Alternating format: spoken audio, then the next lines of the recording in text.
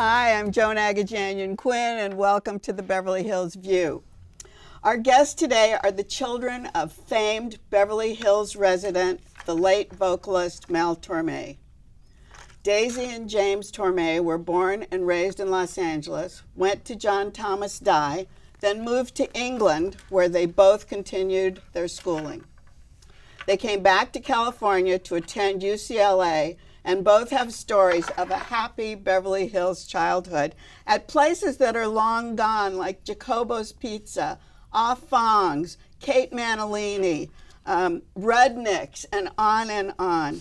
So they lived on Coldwater Canyon, and their parents were the host to a bevy of stars during the celebratory parties that they had and exclusive preview screenings of all the new films, right? Yeah, that was the hang. New and old, yeah. They loved their classic movies too. So definitely. welcome, James, and welcome, Daisy. Thank and you, we're Joan. glad you're back in Beverly Hills. Thanks for having Thank us. you. So we love to hear those stories. I was in class today, and people who used to go to Tanya Lachines ballet class, I don't know if you ever went there, No, on I Foothill. didn't. And I said we were going to have you on and that you were talking about the old haunts. And they started going, Milton Krice and C.C. Browns. And so we're here to talk to you about those things.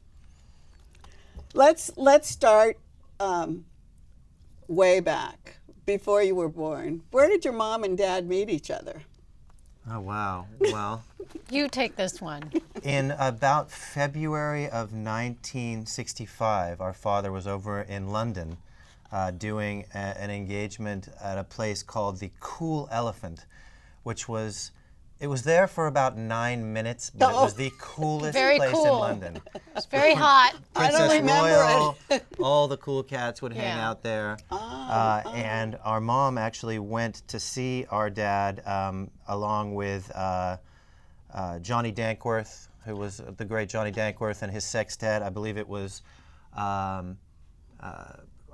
who was it opening up? Frost Who was was- opening up that night? Oh, who was opening for Dad? Yeah, it was from When You Get Caught Between the Moon and New York City, the actor Dudley Moore.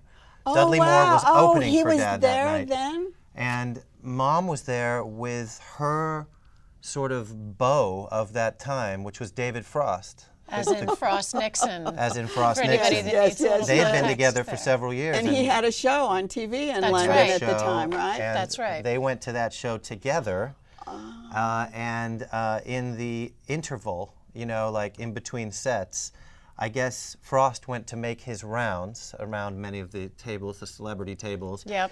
And our dad sort of spied our mom sitting out there in the audience, and he was already a big fan of hers, all her films, because he was I was going to a ask. bit of a movie buff. Was our she dad. acting then? Oh, yeah. Yeah. So she had done She'd a already lot been of in acting. probably 60, 65 films. by Oh, that she time. had. yeah, Oh, yeah. so she was a big star in London. And She so was, he yeah. spied her through the curtains and took his opportunity to go out and spend a couple of moments with her. And It was a couple moments too many. yeah, a couple moments too many, I guess. Hello, Bottom line David. is, I believe David locked our mother out of their apartment later that night. And Yep. and that was sort of the beginning of us. Yes, that was why we're here. That's why we're here. That's Yeah. a better story than I could ever have thought of hearing. But did you decide then to follow in her footsteps as an actress or as a singer? You know, I think for both of us, for both James and I, we've so grown up in a family business. And because our mom's side of the family were performers and dad's side of the family were performers, for us, it was just a very natural progression, as it is in many families with many vocations. You know, we just followed on in the family business, and now we've sort of taken a bit of the helm. And you know, James acts, I sing. We both sort of follow cover both? the we kind of try to cover as many Yeah. We want pots to as be we seen can. as an evolution of the things that like our That you- famous relatives have already done, as opposed to like any kind of a repetition of it. right. But yeah, that's But a Because, you know, continuation. people, children of celebrities Yeah. sometimes think the door is opened and then they can't walk through it because they don't have the talent. True. One thing. Or sometimes I like how they you're feel, pointing at me when no, you say no, that. or the door is Casey's like, She that's knew right. not to. She knew That's not exactly to point right. at me. the door is closed because Yeah. people think that you have too much celebrity involved. Yeah, almost like a Yeah, pariah a thing. different. You know, I but think you it's haven't entitlement faced that. or whatever. Well, Exactly. I think it all depends on where you are. I mean, here in Beverly Hills, to be very honest with you, to be related to somebody is pretty commonplace. Exactly. And so sometimes you'll get introduced to someone and they'll say, "Oh, you know who her dad is? Mel Torme." And then my reaction that I'll get is this.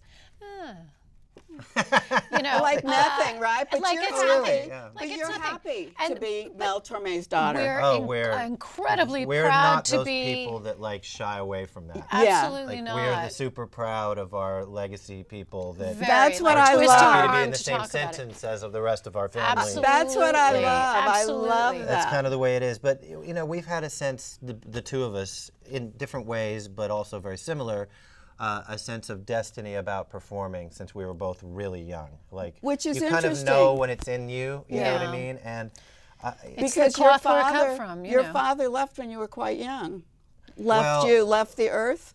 well, yeah, well, we were youngish. kind of mid 20s. Oh, you were. Oh, you We were had still already. in our 20s. Yeah. I thought But it we was weren't long- like little kids. No, We you definitely weren't. had grown up with him as But our we dad. had a lot of time apart from him as well because we were educated in the United Kingdom. So Right. we both went to like boarding school out there. I was in boarding school in England from 7 until 19. That's Yeah. where I got So confused. the time that we got with him was like really important and to actually, us. I have to say, you know, on behalf of our dad, because we went away to boarding school in England, we would come out here for Christmas, Easter, and summer. Oh, that's when you had your. Religiously. And Christmas, you know, he wrote the Christmas song.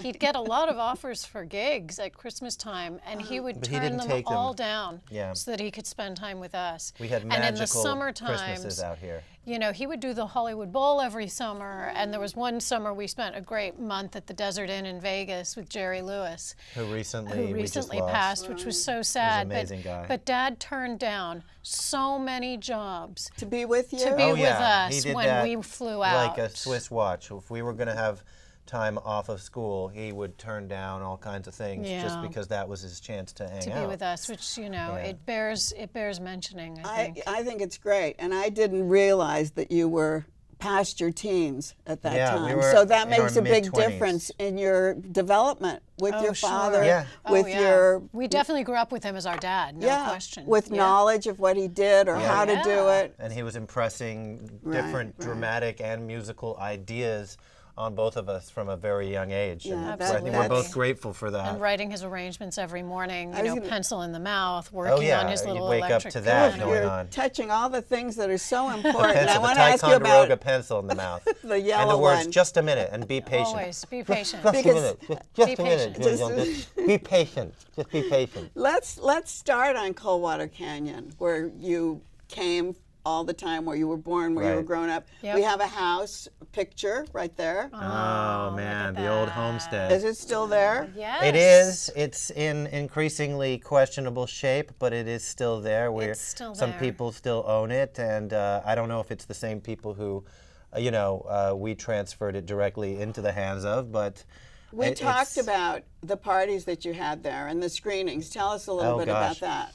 Well, going back, if you really want to know, going back in terms of Beverly Hills history a little further, our parents bought this house from a guy called Ray Heindorf, who himself Oh, was a wonderful musician? composer, band leader. He was the head of music for Warner Brothers, actually. and Heindorf, very famous. Ray Heindorf, name. and he had been very kind to Dad on a number of productions before they ever came to this house that he owned. And Dad was really, really chuffed to get into this house at that time in 1966 because it was owned by this guy who'd been so kind to him, and actually sort of the greatest piano player of all time, a guy called Art Tatum, Of course. did 2 private concerts Yeah. in that house one in 1950 and then another in 1955, and they're both on tape, and now it's an album on iTunes called 20th Century Piano Genius.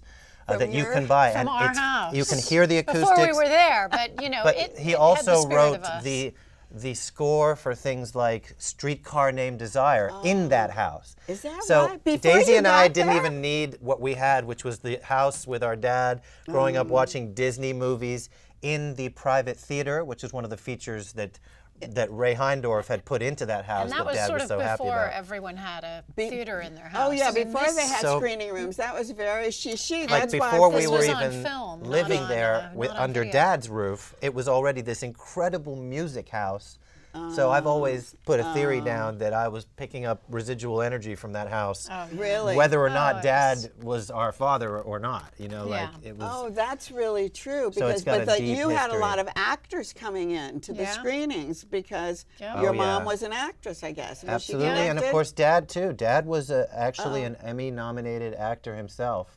and had been under contract at MGM. Yeah, and, he was an and the MGM like. player. Aside from singing. Aside Yeah, from singing, and- yeah, he and did about actually- 40 or 50 films. Dad did. So when people came into your house, they weren't just musicians. Musicians had already been there. The funny I mean, thing laying was, the groundwork. We in a didn't really way. appreciate a lot of it until we were a little older, because when we were kids, it was just this kind of group of rather folks' effervescent, friends, funny. Yeah, they were just like uncles and stuff. And later, you'd be like, "Oh, that was Miles Davis," Yeah. Oh, you were like or music, that was right. Gene Hackman. or- Exactly. and they Stuart were the Granger. regulars that would come Yeah. over. Everyone from like Olivia de Havilland to Victoria Principal Sure. to and they who were else? just, well, they were such Betty cinephiles. White would come over all the time. She was. She we were lived we were near, close she with her. lived near. She became just such a great friend, and she was best friends, and I think still is, with a great film historian, Rudy Belmer, who was Yeah, one of great the friends great with film Dad, historians. our mom and our dad both are, and our mom still is. They're such film historians. Oh, yeah, they're so, both nuts. honestly, an evening of talking about classic film, but in a deep way. That was a normal was dinner. about as with, like, exciting levels as it of got for detail them. that you So could not believe that these people were just sort of magicking up. They So- go, of course, that was 1964. No, it wasn't. It was 1963. And that scene you're talking about wasn't even in the film in the end. Yeah, And I mean, it was really. that kind of So stuff. was it during dinners or was it during Yeah. screenings or was it, how Mainly was during it? dinner, It was right? usually dinner first and then a screening. Oh, it was both. Okay, so was it Yeah. formal, informal? Well, I mean, even our family dinners, the normal topic was what films are out. Movies. Oh, yeah. that was Because it? Dad Always, would see like any everything given Thanksgiving. because he was on the road, so he'd see every film worth commenting Yeah, on. any Thanksgiving, any Christmas, It would we be would like, sit "So what together. else? What else?" Movies has everybody seen? Yeah, you know, and it that was would be the just- conversation, and that didn't change. That just went to another level. Yeah. When these luminaries would come over and hang out. That's interesting though because he was such a music person. And to talk about film like Oh, that. you know was how like the grass is interest. always greener, right? I know, okay, that's true. the way it is for musicians. We have and some for pictures, actors. right. You're always like looking across and being like, I Well, want to that's- talk about your thing, you know. We have some pictures of you as little kids in there, like Okay. this one. Oh, Oh my boy. gosh. Okay. Yeah. That's out in the cottage. That is out in the Daisy, closet. what is it? Tell us what it is. Well, that would have been a Christmas or my birthday, I think, given by the pinkness of the 77 or gift. so. And that looks like it was in our pool house. Yeah, that was in the pool house during a kind of a tough time for us because that was sort of, our parents were separated. Separated, but kind of living. So and Dad so was Dad living lived in in his the pool own house pool for a little house for while. about a year and swimming laps every morning. But that's a kind of that's a prove Beverly Hills himself. story too, right? It is With a the pool Beverly Hills house. Yeah, when you story. end up when you got your house from Ray Heindorf and you find yourself living in its pool house. Yeah, you don't want to leave, right? A few years later, you know you are living the Beverly Hills Exactly. There's your storyline. dad climbing on. You're climbing. Yeah, on. there we are on Yes. Dad's back, and that's Pauline Lilly, who was our wonderful housekeeper during those years, who I stayed very close with after she no longer worked for our family. I'd still be delivered over to her her? once she was looking Did after you? some other, older lady. Yeah, so we had a great relationship with Pauline.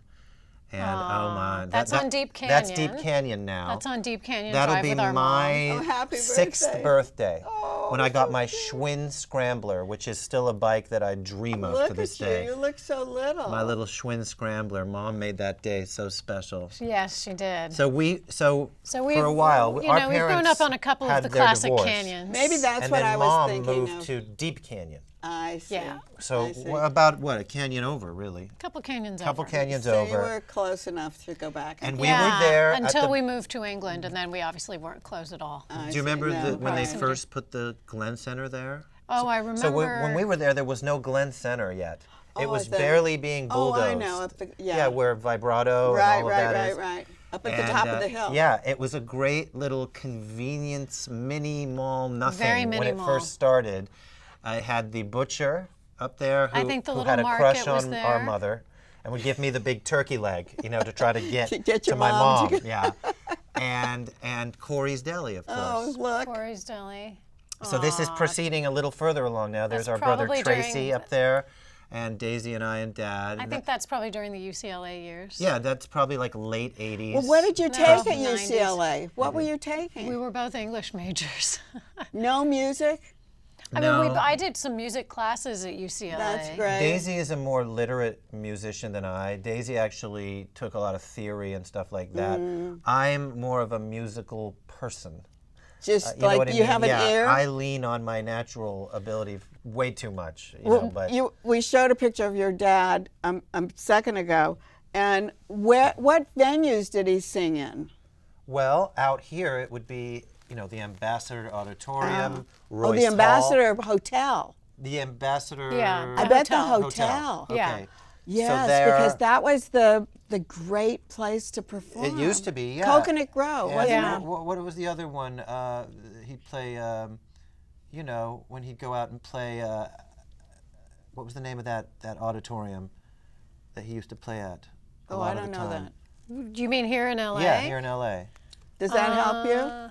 What was it? No, but that's a great Now picture. you've just I gone haven't back seen a that. bunch more years to like the late 50s where Dad was pulling this incredible look with the raincoat and the Izod shirt underneath with the tweed jacket Yeah. underneath. There's a lot of layers going I on actually aped that exact look for a meeting I had in London not long ago. What is he doing? What is he doing there? He's probably sitting on the other end of the desk of from a broadcast executive. Yeah. They're Oh, discussing an interview that has just happened or is just about to happen or a record that he's making during that period of time. But he was at the Hollywood Bowl too. Well, You yeah, said? I was about to He say played the bowl. for 19 consecutive years. Yeah. he was More at the years than any Bowl. other artist in history did he play Carnegie Hall and the Bowl. the The Bowl both of them. consecutively. No one had ever done what he did, and So- we'd be there inspired by it all. every Okay, year. inspired. You were young kids, you were singers, Yep. you wanted to be singers, actresses. Did you ever go on stage with him? Well, Daisy filmed something with him, which then yeah. ran for 17 years. Yeah. Wow, yeah. really? The when I PBS was- special. When I was really little, I remember being at the Fairmont Hotel in San Francisco, and he called me up on stage to play some piano. And then it happened a couple more times. And when I was 9, he did a show called The Christmas Songs, which was a PBS special, because Yeah. he'd written the Christmas song. And it was one of those sort of specials with just everyone in it. They just don't make shows like that Oh, it anymore had at George all. Shearing. It had Les Brown and his band of renown. It had Richard musicians? Basehart doing his Yep. narrative thing. It Marilyn had McCoo Rich, and Rich Billy Little. Davis, Rich Little, Rich Little doing his various Roy voices. Rogers and the Sons And of what did you Pioneers. do? Had And everyone. I, she came on and sang with Dad. I came on and sang and with played. Dad, And you She played was- too? played a little oh, piano. so sweet, yeah. and we I sang. remember being so envious because I was too young. We sang. Remember that? I remember all of it very, very I'm not well. old enough to be on this. But you were there watching and remembering I was it all? there. Actually, I was at home. But I was at home watching the dailies coming in. So this was in New York. Nope, this Oh, was was out this here. out here. At the old KCET studios, actually. was at the here. End of And, Sunset. and then years later, Daisy has hosted, I mean, you can't even count how many of those KCET, Yeah. PBS specials Specials. that she's hosted. So it's Yeah. funny. She started early on that Full network. circle there, yeah. And now I'm doing my own PBS TV special, which is coming up in about a year and a half. It And are actually you gonna tapes work next year. on it? She's going to work on it too. It's a family So, production. It's a family production. I think that's so great. And you it's know, all about you, Dad's whole career. he had a publishing company here in Beverly Hills too for a long time. Well, yeah, he had his own publishing company. So I that was believe. it, Yep. yeah. So, when we talked about making time to take you on trips with him, gosh, we even had when so much fun. Oh, he yeah. was busy working, so you Yes. had a In the summers, we'd go on these SS 100 treks, which were, if you had a certain vintage Jaguar that he had, which was a Called an 1938 SS 100. SS 100, there was like another 8 or 10 of them. so in those the were like area. rallies, like And as we'd get together. car Yes, rallies. with these cars from He the had the little- 1930s. And you so used to can go with them? Oh imagine- yeah, and Oh, then it we was a should big tell deal. the story of how that came full circle. He had a little seatbelt built into the parcel shelf in the back for me to sort of perch on. Yeah. The two of them would sit in the front. I'd sit in the British Racing passenger Green seat. 1938 SS 100. And then about 2 years ago, what happened? Well, yeah, a couple of years ago, I ran into a friend in Beverly Hills on Father's Day. And, you know, to be honest, since our dad is gone, Father's Day is just another Sunday in June. It's not a horrible day or anything, but I was just having a normal day. And I ran into a friend of mine in Beverly Hills, and he said, I just saw your dad's car. Oh. And I said, what do you mean?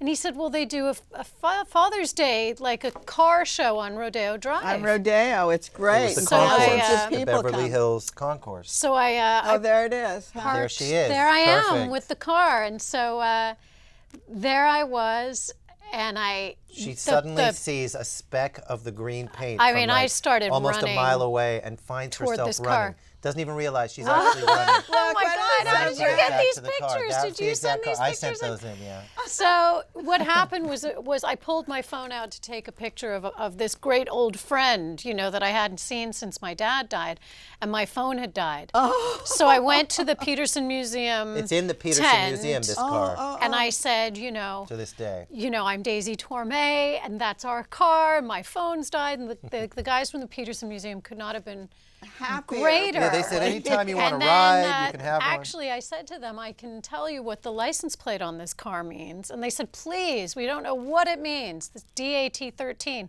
And I said, well, it's me. I'm Daisy it? Ann Torme, and my birthday's the 13th All of of December. our birthdays are You're on the kidding 13th. me. We're all You put the 13s. car- Oh, you So- were- Dad was so they 13 were- of September. I'm 13th of August, 13th, I'm 13th of December.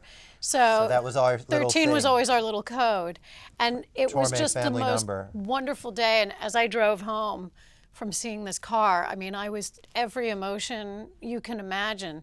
And it was very late in London. It was about midnight in London by the time I got home here in LA. Yeah. But I just decided to make an executive decision and call James. And I told him what had just happened. Oh, you Yeah. called and we how I were- had just seen the car. Just you a little know. bit of childhood that you could just grab back for a moment. It was. It was like seeing an old family member that there's no. I mean, is, it was Father's Day too, and I'm the one that got the gift. It was. that it was was You have so these pretty little full amazing. circle things that happen when you grow up around here, you know.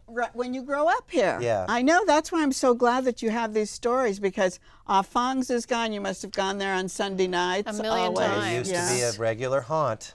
Ed Bevex. Ed DeBevick's. DeBevick's, We spent so every many birthday, birthdays. Yeah. all of my birthdays, A many lot of of yours. mine. I had like 6 birthdays there. But Nate Nels is still there, so you Nate's can is still there. go there. It all really, Still let's be love honest Nate with each other. Nels. It all begins at Nate now. I know, and it started there, and it's still going. with Thank goodness, Kay and expanding. Maureen and Vicky. Oh, he and knows all the people waitresses. Who know me. Oh, They've yeah. seen me since I was yay high, and it's been Remember probably Flippers? very frightening for them. Did you go to Flippers? Are We you did kidding? go to Flippers. Is that a real Flippers. question?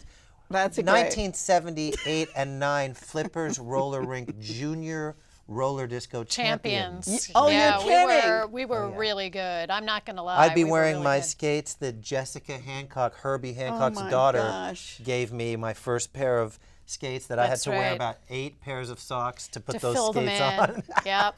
And Yep. Daisy, your trips to the camera shop and to Beverly Hills Stationers. Yes, I mean those were things I was saying to Joan earlier that one thing that I really remember is going into places like the camera shop in Beverly Hills Stationers, and everybody who worked in all of those stores, Dad knew by name. Not just them knowing him by name, he knew them all by name. Right. Every single person that worked in Beverly Hills. Yep. And of course all the car lot guys, because back in the days when there were the car I lots. wonder where I get that from. But Well, this Now is I great. understand This why is- I do that, because This is a great remembrance on Daisy's part too, because we don't have any of those car lots that you're No. talking about. And you used to be Yeah. able to sort of pull into a lot on Beverly and walk right through and be on Cannon. You No know, with these huge structures, lots. right? Yeah. No structures. And That our was all- dad it was would all different He'd then. always pick an end spot so that his car Oh my gosh. wouldn't be touched, you know. And a Beverly right. Hills Market, of course, with Elaine Webster.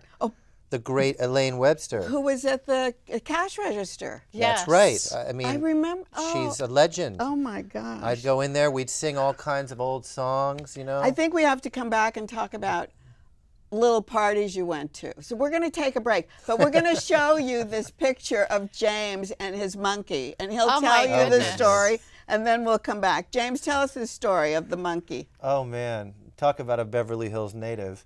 The other day, I was just I was walking. Yeah, I was right there on Cannon, right? Yep, right on Cannon. And I those saw same Harry Harris seats. shoes, which I'm always delighted to see when it's still there.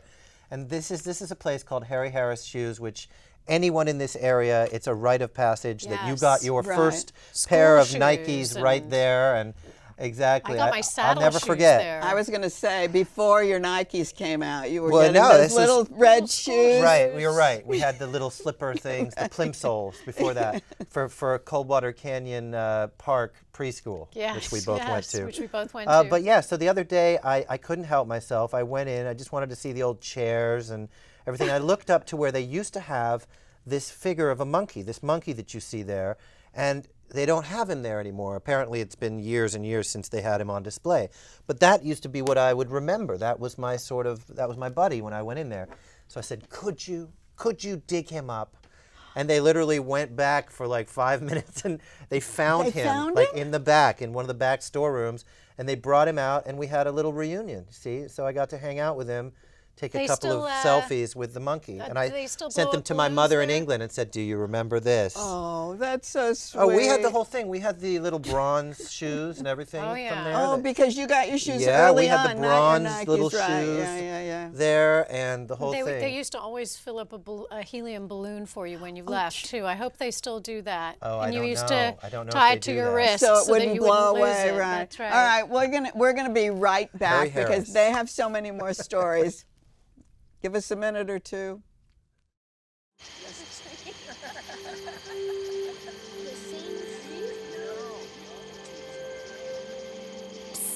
They're coming. Places, everybody. Light check. 1, 2, 1, 2. Everything looks good on our end. And lights.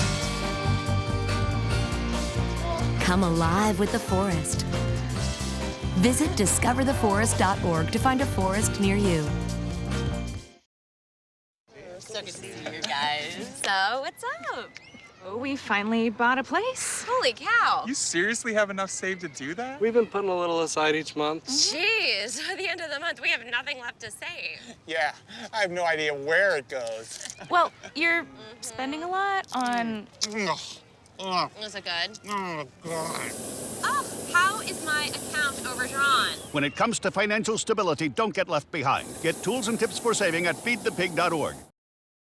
Hi, I'm Joan Quinn, and welcome back to the Beverly Hills View. We're talking to Daisy and James Torme, and of course, you've heard all of their stories about Beverly Hills. Now we're going to hear about their career path because we have them here as celebrities themselves. Did you take singing lessons? Not Yes. really. You see, Okay, we talked about this okay, before. we did talk a little bit, but Daisy, you did, and Oh yeah. did you learn how to sing all different types of music? I mean, James and I have always been very musical people. We've always been able to sing. We've always been able to sort of naturally harmonize. I think that's just by virtue of growing up in a house with our dad. Okay.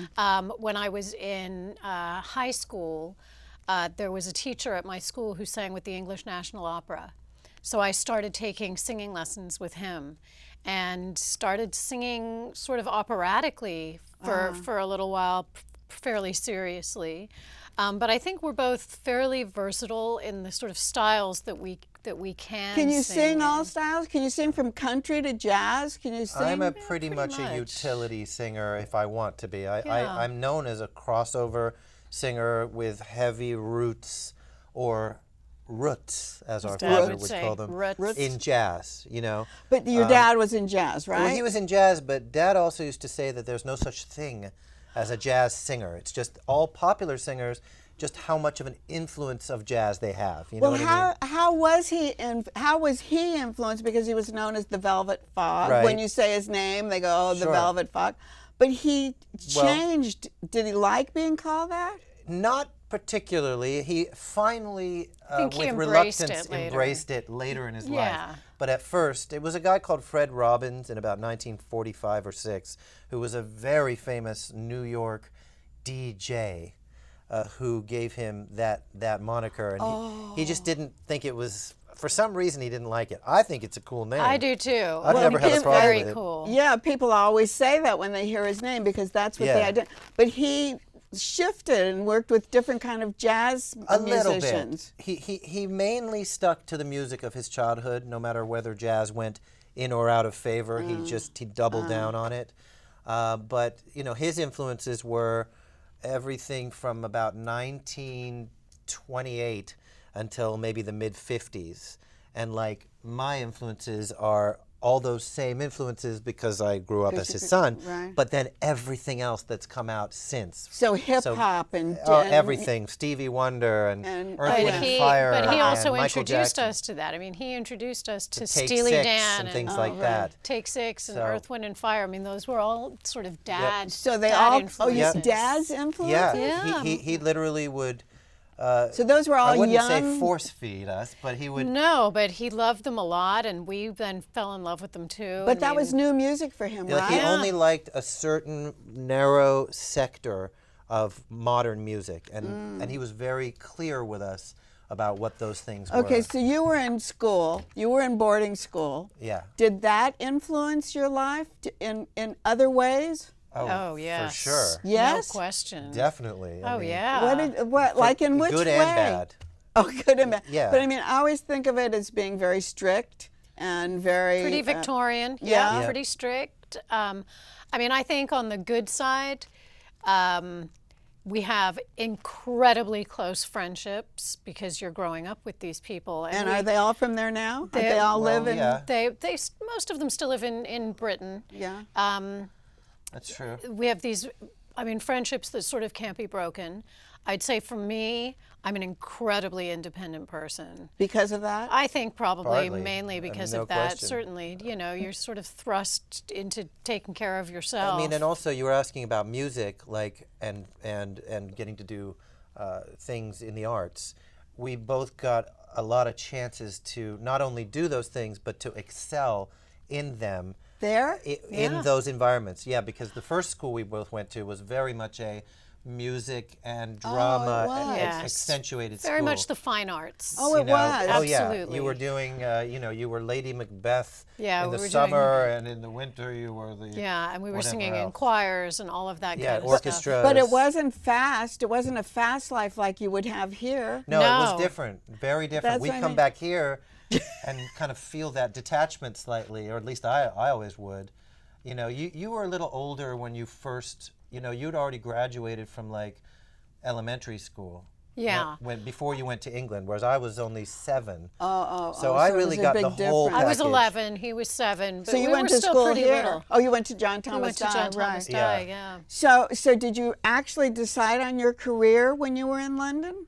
At boarding school? I don't think I ever made a decision. I think I just always knew that I would be performing in actually some the way, same. shape, or Same form. way. Yeah, from So an where early does somebody age. like this? So you had the place to start. Where does somebody else start?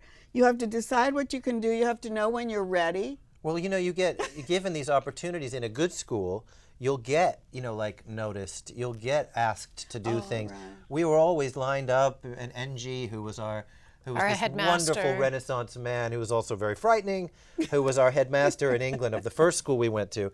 He was the kind of guy, it didn't matter whether you could sing or not. Everyone had to line up and try to sing Oh, and different try to things. do There was it. a lot of that. So, you know, there was a natural sort of Darwinism that would go Yeah, on. and I think also when you're in a boarding school situation, and they are schools that James and I were lucky enough to go to because they were top-notch British schools.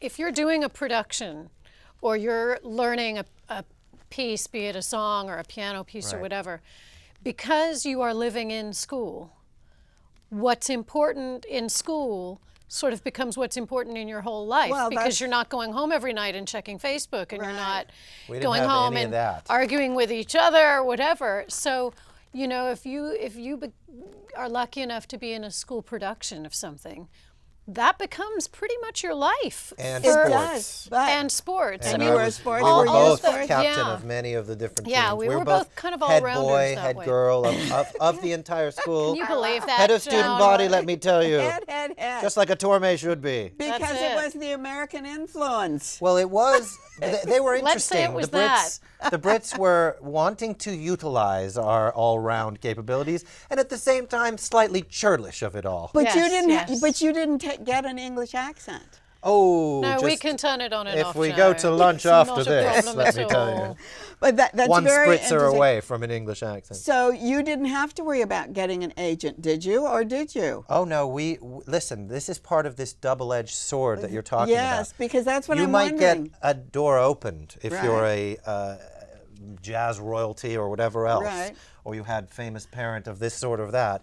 But at the same time, those same people, those same industry professionals, those same reviewers or whoever have many times a sneer at the ready. Yeah. And So how do you when do I do a it? show, I look at it as I mean, depends on where I am, but literally think I have to come back from -5 back to 0, fight my Yeah. way to there, and then fight my way up to 10. But I enjoy a challenge. so. But how do you get a show? And who decides Well, on your Ultimately, repertoire? you've got to do it and yourself. All those Exactly. things? Ultimately, you know, you've got to do it yourself. I think at the end of the day, unless If you're right. unless your dad is Aaron Spelling or Dick Clark or somebody who can literally has an just entire give you organization that can just hand you that can things. just hand But you you a didn't show. have an No, we agent? didn't have those that. things. No, never. Unless you have those things, it's going to be pushing a boulder up a mountain. And plus, you know, we would never want to accomplish it that way. In other words, it's always been very important to us, Yeah. as the generation that we are, that we come along. I mean, it's funny. Our parents were both. Mom made her first film at 18 months and was a huge child She star. was? She was like a. Who's the child star? I mean, come on. Were you thinking of like Shirley Temple? Yeah, or she was something? very much like a Shirley Temple. But she didn't sing or of dance. But she was very much like that She was in the very UK. beautiful and very loved, kind of more like a A Margaret child O'Brien. star. And Dad was professionally feeding the family from 4.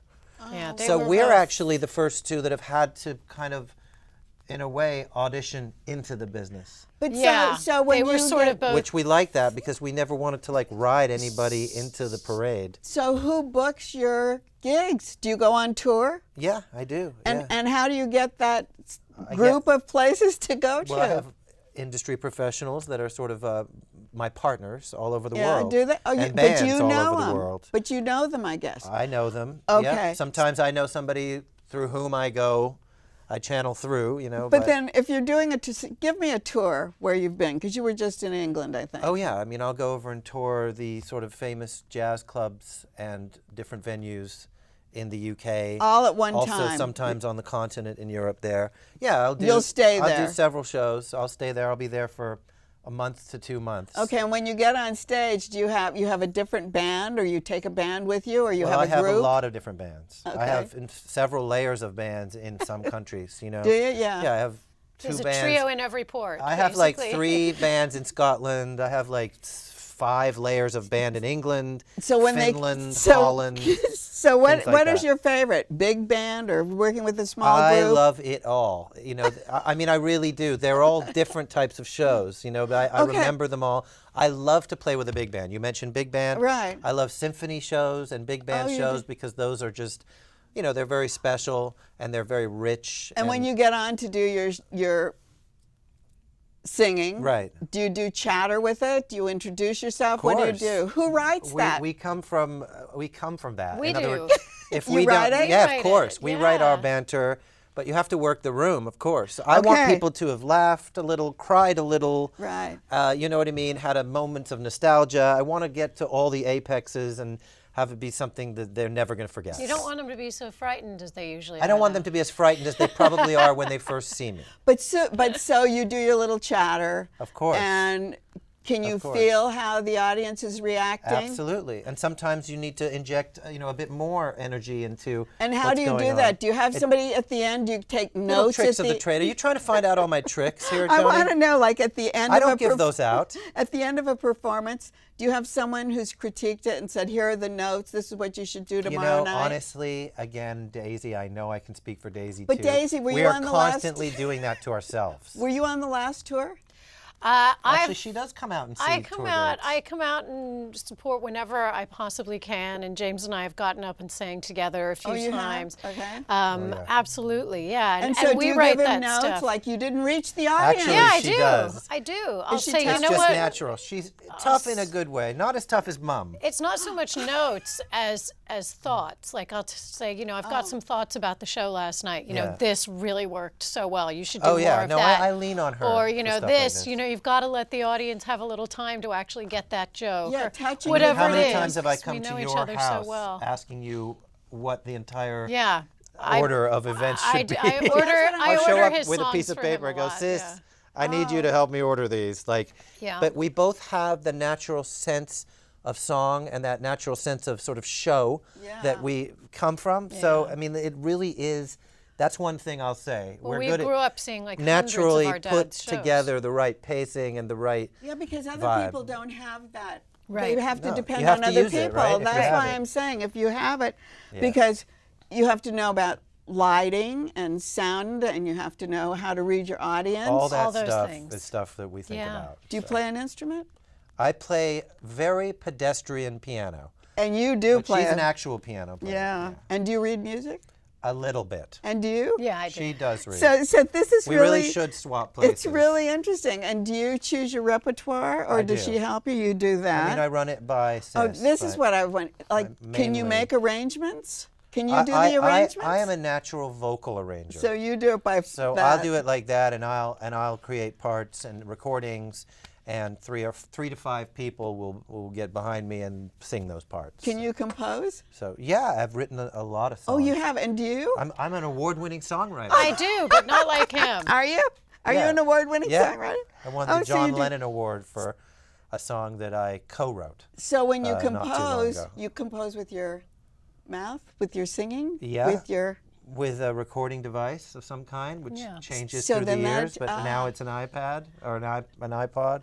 And then what about when you go on stage? What about your wardrobe? Who chooses that? How do you decide what to do? I choose all of that as well. I'm quite picky about it all. You know what I mean? know, I have like custom clothes that I have made. In for me. athletics, of course, Yeah. they have people flocking to them to sponsor them and to do Right. your clothes.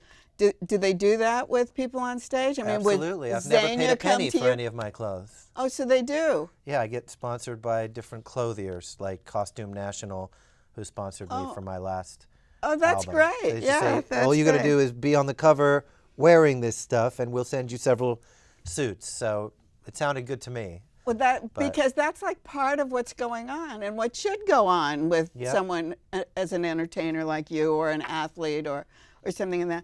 Okay, I think we've covered so much. We haven't covered the little kid parties or Joanna Carson's parties or Hugh Hefner's, but we know you went to all of those, right? All the time. We did. Tori Spelling's parties. Well, that was the first time I saw snow. It was about Oh. 87 degrees, Christmas 1980 or something. And we, a few of us, because I used to sit next to Tori spelling Torme. It was all ST, alphabetical. yeah. And behind Monica Lewinsky, by the way, every day. And at Christmas Stein? of 80 came along. It was 87, 88 degrees, as it often is here in LA. And we were all carpooled over to Tori's house on Hillgard right there, I believe, or Beverly Glen right there. Oh, was it? I can't where there remember were In Holmby Hills, anyway. I yeah, think. where there were like 3 or 4 massive truckloads of snow dumped in her yard. And they were for us making to play snow in. making. They had that Yeah, those they snow had the making snow machines. machines and the whole thing. It's quite a way to experience snow for the first Well, time. that's the only way we get it in LA anyway, on a right? seasonally right. hot day. Right, like we But don't have snow I was here. always grateful to the Spellings for giving me that opportunity. Sometimes you always remember the first snowfall, right? That's right. That was it. That's right. You know, no listen. matter how you experience it. Exactly. We've exactly. tried so much to have a normal show, but I don't think this was a normal No. show. It's just like living a normal life. I mean, how do you really stay, on the table, be normal, try to carry on like other people?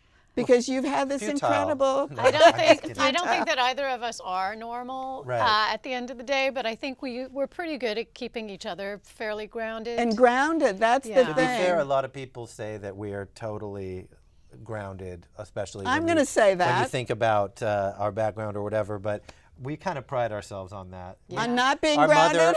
mother no, always I'm being pretty down to earth. Our, I mean, no, our mother really was somebody where you didn't trifle with her on that level. In other No. words, she wanted us to always be feet on the normal ground as possible. and Yeah. normalized. So that's normal. But what is normal? Of course, she sent us away to boarding school. But what- She then sent us away to boarding school at What her is normal with- earliest convenience. But what is normal with Daffy Duck? What could be know, normal about I know. that? When your dad is the voice of Daffy Duck, you know that normalcy has totally left you. It's Yeah. just like what's his name? Bugs Bunny, right? Oh yeah. And of those course. and those kids being raised is like Absolutely. the like Mel Blanc's kids. like Mel Blanc's the kids, Mel kids. Noel. all the Mel kids. All the Mel yeah. kids have had Mel trouble Brooks's adjusting. kids. Oh, all the Maladjusted Mels. Mel kids. Yeah, because their Running parents were around all. Beverly, Maladjusted. Beverly Hills. I can't go on anymore, people. Rudnicks. I've got to stop this. Ask me about Rudnicks. Welcome to my world, Joan. Go in and get Yeah. a nice pair of Farrah trousers. Here we go. I think I better do all of this off camera. Thank you so much to James, to Daisy, Thank you, and Joan. thank you for watching the Beverly Hills View today. See you next time.